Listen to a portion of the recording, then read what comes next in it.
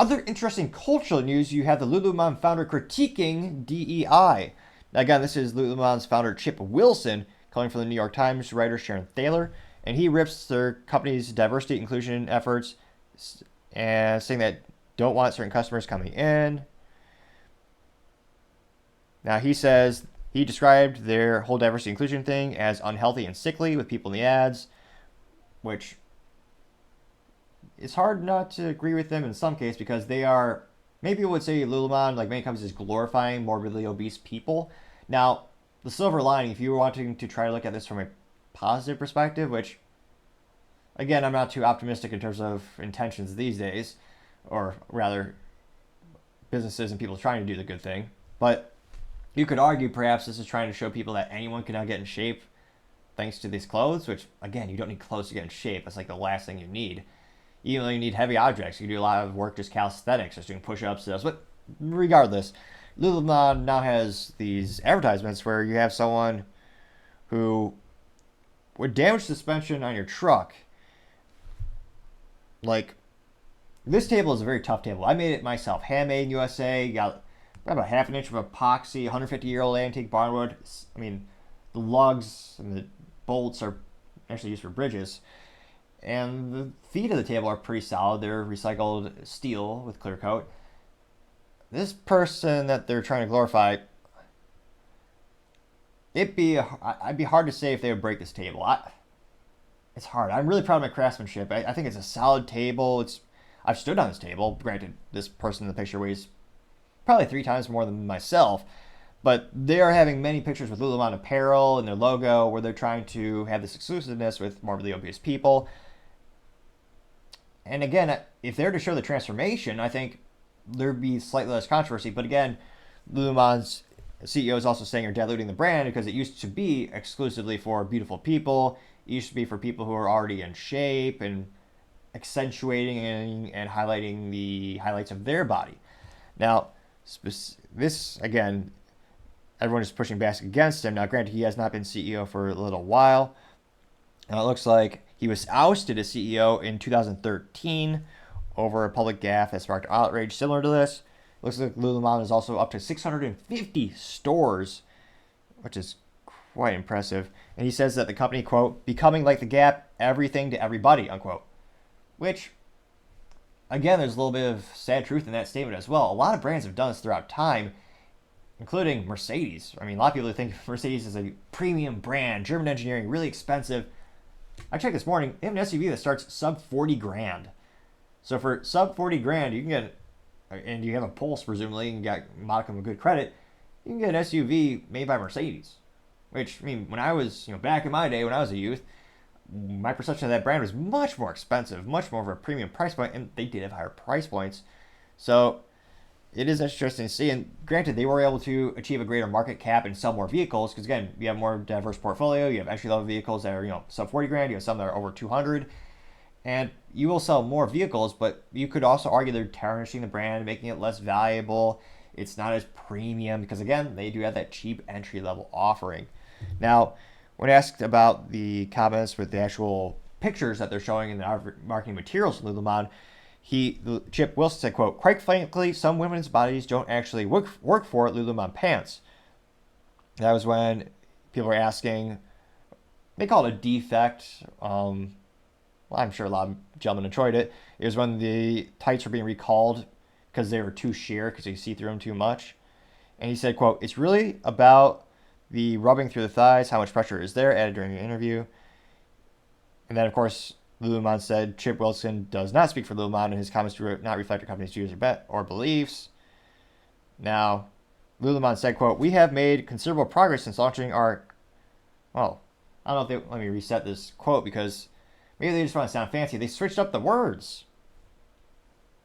Oh, no, they did it for an acronym. Acronyms do sound cool. So maybe they'll be successful. So they made an acronym. So, again, I'll restart the quote. Quote, we have made considerable progress since launching our inclusion, diversity, equity, and action idea function, and we are proud of the goals we've achieved. Now it looks like the business moves over the past decade. Its stock is up nearly 55% in the past year alone. Lululemon trading at $498.01 per share. That's ridiculously successful. That is more than an 8% monthly increase. That is astonishingly successful. Now, in terms of the feedback, however, the comments are really where the most fun is. So, going to the comments section, one of the first comments that got 257 likes comes from Lucky Mama 77. She says, well, of course, I got to click the button because it's a long message. She says, quote, "It's not about inclusion. This is a brand about healthy people and exercise. By showing obese humans, we are saying that it's okay not to be healthy. It's okay not to be healthy and not to exercise. A slender body in action is what all people should be striving for. Even seniors and older bodies look good if they do enough exercise. A message with obese people modeling is that it is okay to be obese. This is not a healthy message, especially for any exercise wear company," unquote. I haven't covered it on the show yet, but it is fascinating. Well, actually, no, it's not fascinating, not surprising at all. Some people are shocked that a number of what are now known as fat influencers, which is a thing in and of itself, where there are morbidly obese people who go around and say how great it is to be that way. They all died before they reached, I think, 45. Because again, an overwhelming majority of deaths in the United States, or a lot of them are preventable diseases. Most of those are byproducts of being overweight. Now, again, I have an asterisk every time we talk about the weight debate, which does rhyme, so it sounds kind of cool. There are some medications and some people with individual circumstances who they're going to be larger because of the side effects. Again, I feel sorry for them, but that's not a majority of people. Majority of people, I don't care what your background is or circumstance, they can be in better shape tomorrow than they are today, because again, we can all improve. And don't get me started on poor people can't afford healthier foods. I lived below the poverty line a couple times in my life. You can buy a 2-pound bag of carrots for now, thanks to inflation, is $2.49 over at Walmart. It used to be $1.99. Good old hyperinflation. But yeah, if you are worth the sacrifice, you'll feel better. You'll be more mentally articulate. I mean, truth be told, the only way I could work 105 hours a week is by getting up and working out for an hour, or usually about 2 hours, 4 to 6 a.m. Now, granted, I might need to drink a little more coffee, or you might say I drink too much coffee because of my speaking inaptitudes, but that's only a small equation of why I perhaps may have a stuttering and speak too fast. If you click the subscribe button, however, it may very well cure my speaking ineptitudes. If you look at the earlier videos when we started the show with very few subscribers, there's been a little improvement. Not a lot, but you could argue a modicum of improvement nevertheless. So if you click that button, I would greatly appreciate it. Now, going back to the comment section, another top comment comes from Eric Schwartz. He says, quote, "A billionaire with an actual sense of humor and real opinions not dictated by fear of public outcry. That's uncommon," unquote. Getting 423 likes. Liz Wright says, quote, "I agree with him. For years, Lane Bryant and Ashley Stewart were the plus size clothes for women. It was a specialty. Now everyone's selling plus size, and they don't do it well. Look at Victoria's Secret.